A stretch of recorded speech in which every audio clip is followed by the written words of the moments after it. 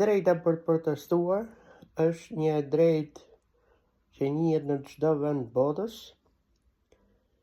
pavarësisht çfarë regjimi ka, dhe lind vetëm në atë raste kur dështon një zgjidhje nëpërmjet rrugëve ligjore institucionale. Pra, e thënë më ndryshe, një problem duhet ta ndjekësh nëpër institucionet e linjës, deri në një vendimmarrje përfundimtare. Më pas mund ta zgjidhësh dhe në mënyrë ndërkombëtare.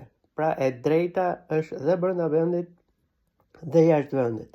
Ajo çfarë shikojmë këtu në Shqipëri janë se shumë çështje nuk marrin një rrugë ligjore nëpërmjet institucioneve.